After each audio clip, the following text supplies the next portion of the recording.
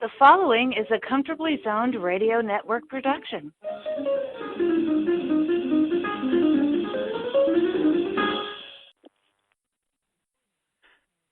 Thank you, Tally Olson. I'm Ralph Tycho with the Comfortably Zoned Radio Network, and it's my privilege to introduce another episode of God's Miracle with Randy Lerch.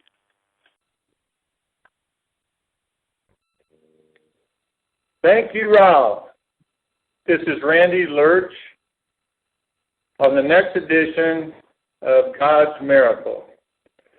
I have an exciting thing that I want to discuss right now, and this will be my fourth show, but I've decided to bring on a new co-host to the show, and I would like to introduce Stefan Jordan right now. He's an international lawyer. He's an artist, a best-selling author, and a musician. And boy, what a career already, Stefan, and welcome to the show, my friend. Well, thank you, and thanks for having me as your co-host. And for all those listeners, Randy and I have been talking over the last month extensively, and I just have to say that we've been talking about the podcast and what a wonderful medium this is for everyone to reach out to people all across the world, and it's an exciting thing. And I'm excited to be here, and I thank you, Randy, for having me here with you. And I appreciate it tremendously. Well, you're welcome, my friend. I've been talking about myself quite a bit, and for those people that have been listening in, and for those people that haven't yet, my name is Randy Lerch. I'm an ex-Major League Baseball player, and I've written a book called God in the Bullpen, and I met Stefan through this, and he's a best-selling author, and he's a great artist, and he's had a pretty exciting life. Stefan, if you could tell me a little bit about your life right now. Well, my life is different and similar to yours in many respects, for sure, Randy. You certainly you had talents that I always aspired to have that I didn't have, that I couldn't go on the diamond and do what you did, both from the batter's box and the pitcher's mound. I did both, but at a much lower level than you did. I always aspired to do the same. But nonetheless, what I ended up doing was, to cut it short, I guess, is I was an artist since I was born. I always could draw, I could always paint. Ever since I was like 3 or 4 years old, I already knew that I had an ability that, although I couldn't be a Major League Baseball player, that was the skill that I had, and so I pursued it, and I ended up doing sports illustrations for newspapers and magazines and for websites and for sports organizations like the Boston Red Sox, which is the primary organization that I created artwork for. And I do like program covers, inserts, and I designed logos and stuff like that for the Red Sox. But then also other minor league teams, I did their artwork as well, and including the Maine Guides. The Maine Guides was a AAA team for the Cleveland Indians in the early 80s, and then they went from there, and they, from the early 80s, they went bankrupt. They couldn't get people to come to their games, and so they ended up having to sell it at auction, and the Phillies came in and bought it. So I ended up being working for the Phillies, which is really strange because that's Randy's territory. That's where he played professional baseball for the most of his career, the majority of his career. And so I did that for years, doing sports illustrations for newspapers, magazines, sports organizations, and from there I went to law school, and from law school I ended up well, what would be? No, it's okay. But you told me that you started out as a singer in a rock and roll band, and then you told me that you were an artist from the time, or you had a talent for artistry, and from the time that you can remember the first time you drew, and then. Heck, you went from being able to sing. You told me that you sang in a rock and roll band, and even sang the national anthem at a minor league stadium. And I mean, holy cow, man! I remember having an interview with a law firm, and the law firm, they looked at my resume, and it said sang national anthem at a professional baseball game, and the guy, seriously, the lawyer looked at me, and he looked at me, and he asked, "What, did you lose a bet? Did you lose a bet? Like, how would you sing in front of thousands of people?" And no, that was an instinct for me. And so I sang, I play piano, I play other instruments as well, but primarily I'm a singer. And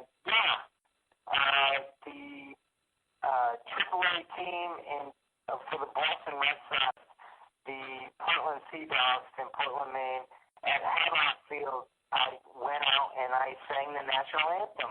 And I still remember my kids were little, they watched it, and they saw me out there singing, and I was proud. It was a great moment. I loved it, and I didn't blink because I was a performer anyway. You know, singing with a rock band for over 15 years. So and I performed internationally, and same with my art.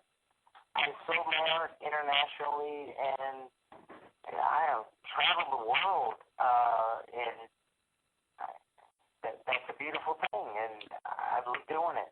That's amazing. It meant the world to me. Well, you said I've talked to you and saw that you being an author also. I mean, you got into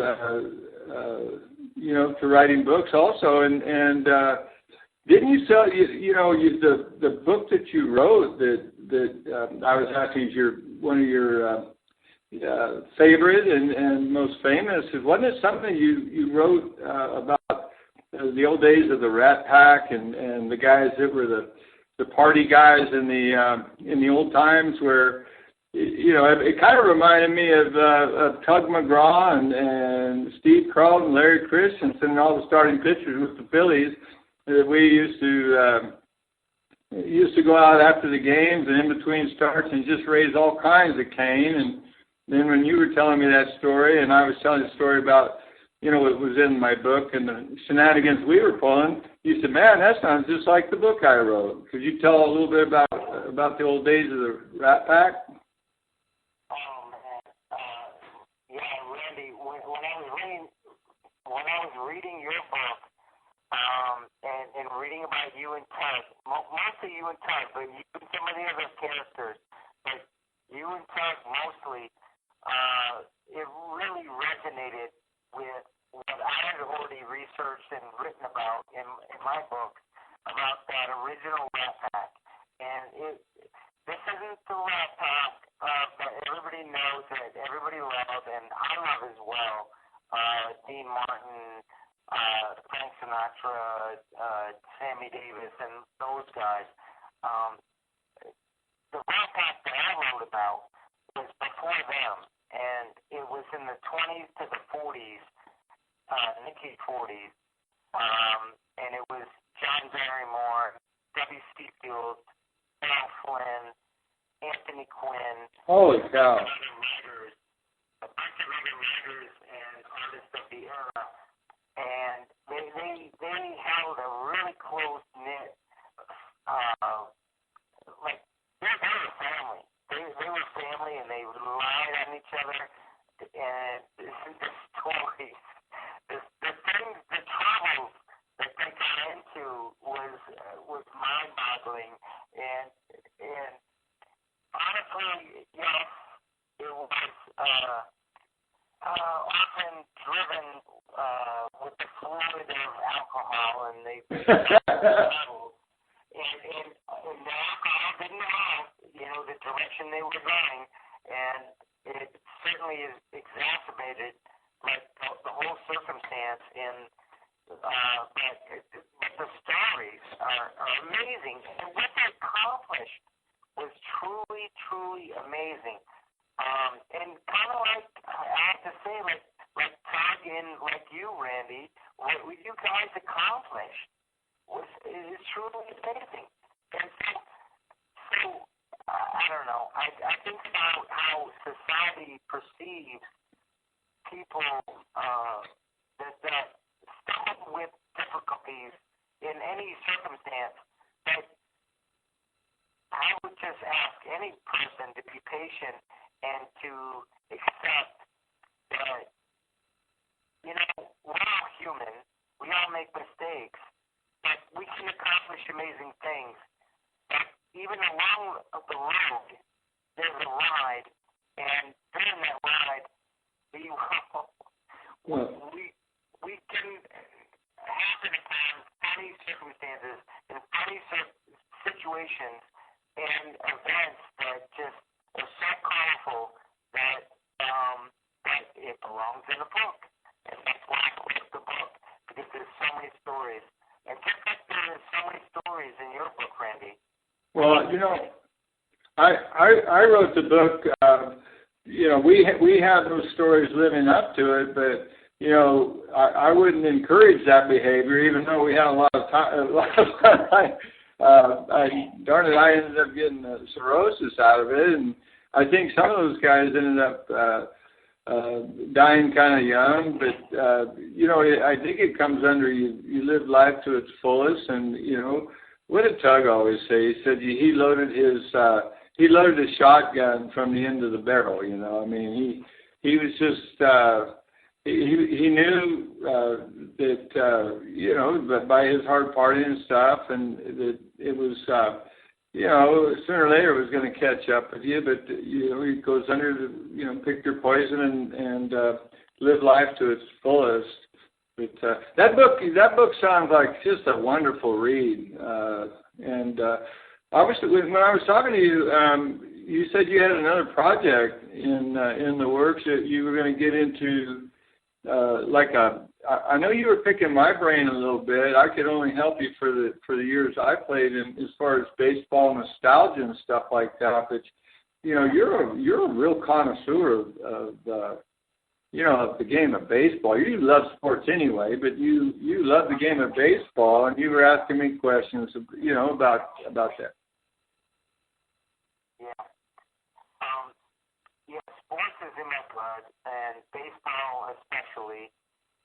I think back over the years. I mean, since I was a little boy, I can, Little League days. I remember home from Little League and tabulating every statistic.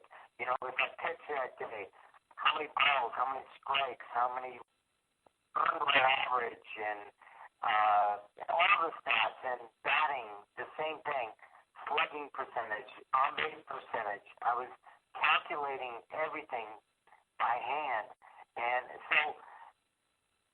at that early age, I was a devout reader And what was I reading? I was reading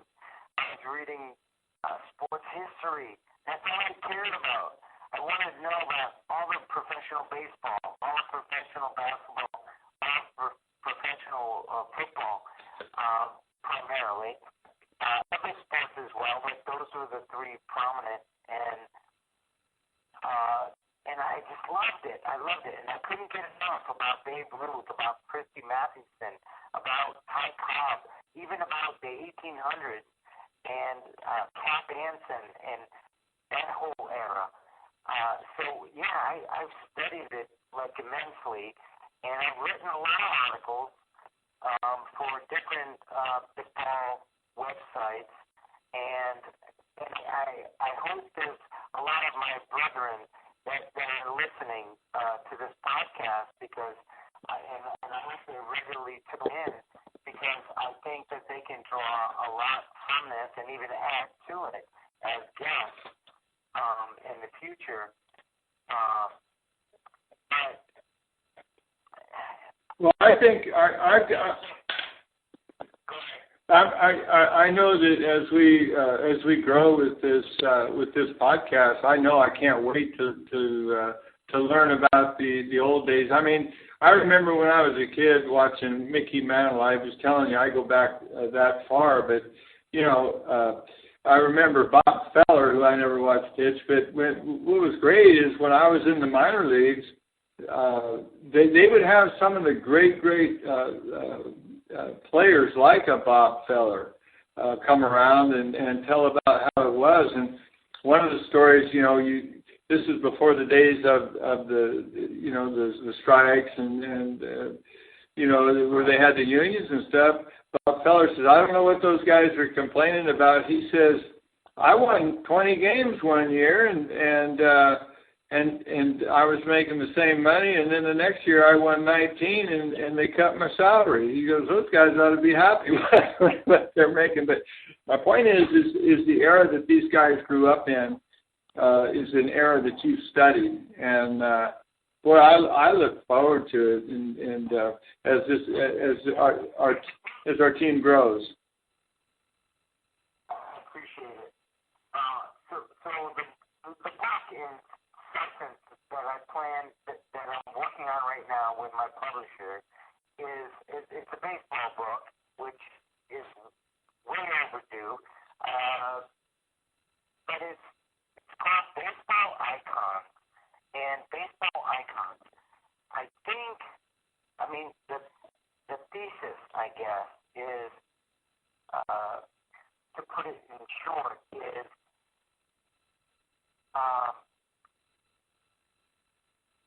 the Hall of Fame, the Baseball Hall of Fame, Major League Baseball Hall of Fame, I think is gone too inclusive, and what that results in is that it weakens, I think, what it means to be in the Hall of Fame. Like, for example, and I don't want to dismiss anybody that has been elected that shouldn't be, but just my point is there's a difference between Babe Ruth and Harold Baines. That's the distinction that I'm trying to make, is that there are certain baseball icons, and I go decade by decade, and I'm looking at the 1910s, the 1920s, 30s, 40s, 50s, 60s, and straight through, and you look at each decade, and you look at 4 or 5 players that really stood out as the premier icons. That's what the focus of the book is about. Well, that could have changed. Do you think the Hall of Fame changed when they came in with the DH? Because you know that allowed players that weren't playing in the field to still be able to keep their bat in the lineup, and you know that kept their at bats at a higher level and gave them a chance for the RBIs and you know and all that stuff. It definitely changed a lot at that point. Do you think? Yeah, it sure did. I think that, but I think it's something like Paul Molitor like he played DH for a number of years, but I think he's a Hall of Famer.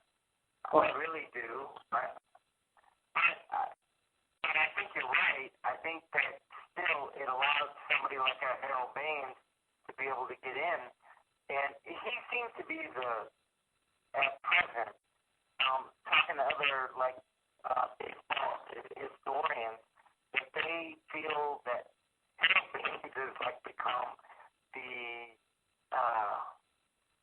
poster child of what is wrong with the Hall of Fame, and it's sad. I mean, there's nothing wrong with Harold Baines. Had a great career. He had a wonderful career, but I'm just we're trying to talk about who should be in the Hall of Fame, and once we get on that road, I don't know who else is going to come in. I don't know.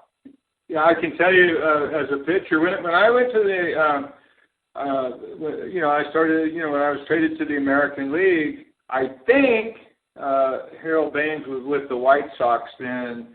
One thing's for sure, he was a great hitter. But, he was a great hitter.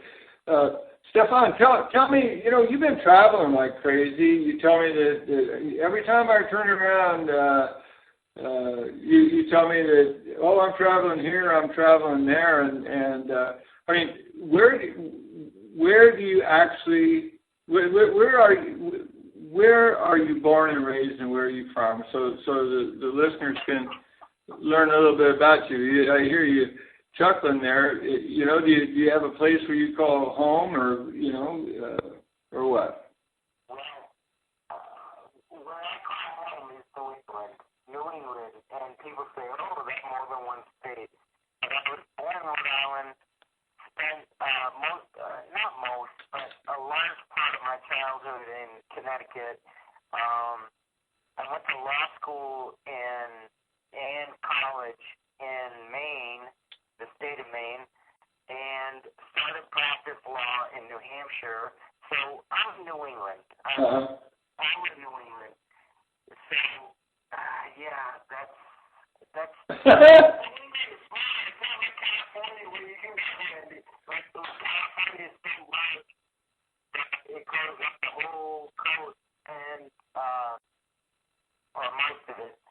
And but New England, it's small. You can travel. Like I had a friend that came from Los Angeles, and she came out and she visited me in New Hampshire, and she goes, "Oh my God, I can't believe you can just go like a couple hours and you're in 3-4 different states." And that's New England. So I consider New England my home. Well, I'll tell you, for sure. I have a question for you, Randy. Sure. I have a question for you. Okay. I was looking at some statistics of your career, and I'm looking at some Hall of Famers that you opposed. And if I had to ask you, what hitter that you faced that was your number one nemesis that crushed you, who do you think crushed you the best? That is a great question. You know what?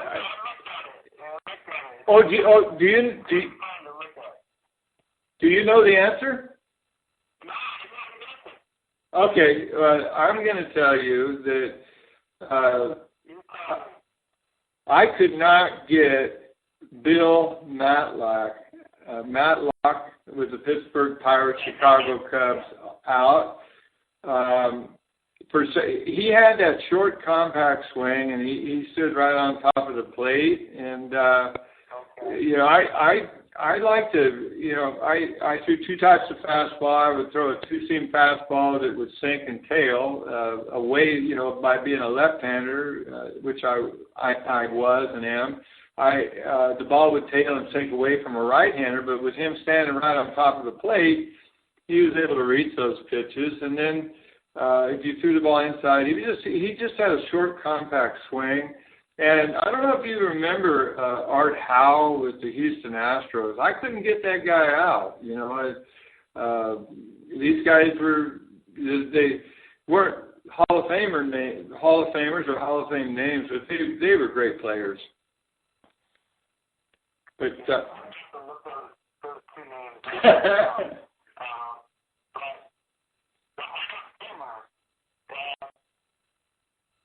Seems to be a nemesis. I'm pulling it up right now. It looks to me like Gary Carter, and he was your teammate, right? He was. You know, if I would have known that, you know, I would have had to have a long talk with Gary about that. Maybe when he was catching me, you know, maybe throw a few more balls in the dirt and stuff, and you know, just tell him, hey. What did you say? Maybe that was the advantage for Gary Carter because he knew he was going to throw. Yeah, well, he was a great. You know what? I don't mind. Gary was not only a great guy, but he was a great hitter. It's just it's a great loss not having him in the world anymore. Yeah, hey, do you remember what you promised me today? You promised me that you were going to. You know, I couldn't believe it. You know, the great writer that you are, and then you tell me that you know artwork, being an artist comes so much more natural for you. And you told me that you were going to stop by and do a portrait of me in the powder blue Phillies uniform, an action shot. And I told you, I said, okay, we're going to find out if you're any good because I'd like you to trim about an inch or two off this big nose of mine, and you seem to think that was pretty funny.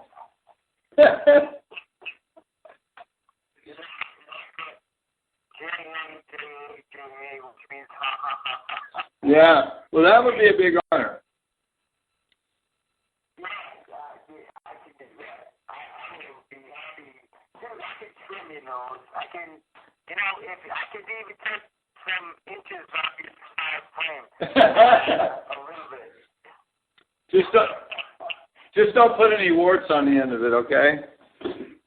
But, well, I was talking to Ralph Tycho last week, and we were talking about this time of year, and you know, pitchers and catchers are showing up in spring training, and you know, the blood's starting to boil. Where I was telling Ralph that you know, I get still, even as an old man now, I get that itch to go there, and I don't know about you, but I'm looking forward to the season getting started. I do, and I get the same itch, and I wasn't a major leaguer like you, but it's in my blood, and I feel the same thing every time in the spring. And I'm just looking at some numbers right now. I'm looking at. Do you know how you did against Johnny Bench? I don't think Johnny hit me real good. I think he hit Carlson real good. You owned him. Yeah. You owned him. He did not hit you well enough. Wow, Johnny Bench, 26 at bats, and he had 5 hits, and an OPS of 560. You owned him. You know what else you owned? Reggie Jackson. Oh, I owned Reggie. I owned Reggie Jackson. Matter of fact, the last time I pitched against him was in the playoffs in I believe it was 1981.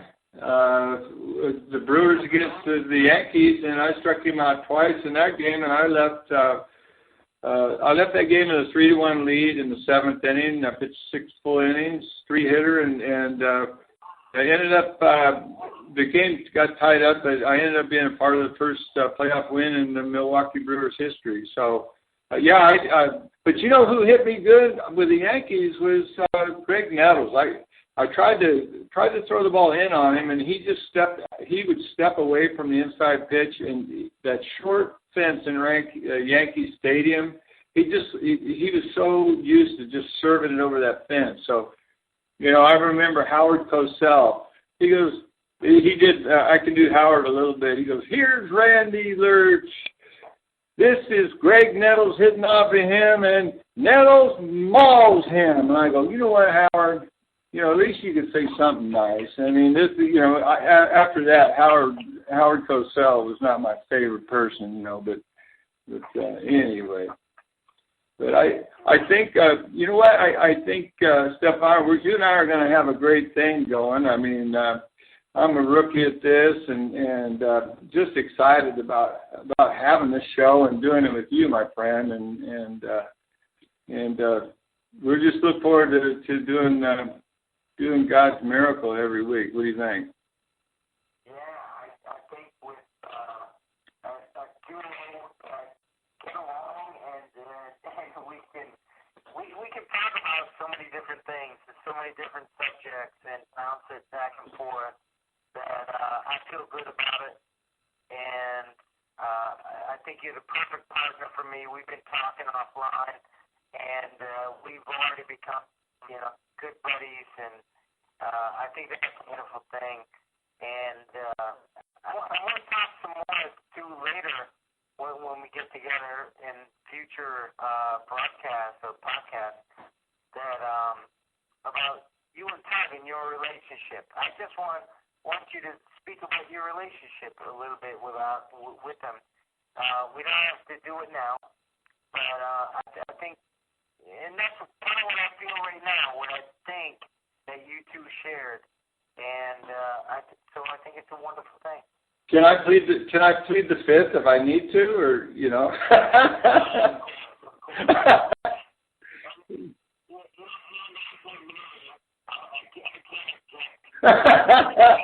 There you go. I like that. But shoot, man, this has been great. I think this is going to be a good marriage, my friend. And if Ralph Tycho, it's his network. So if he doesn't fire me, and get you another partner, we'll be good. But I look forward to next week, my friend. I do too. So did we cover the time frame? Yep. So we could go on all day, but we're going to say goodbye right now. I want to say thank you to all our listeners. This has been great fun for me, and it's great fun having Stefan in there. And I think this is the fourth podcast of God's Miracle, and on the Comfortably Zoned Radio Network. And we'll talk to you guys next time. Bye-bye. Okay. Bye, everyone.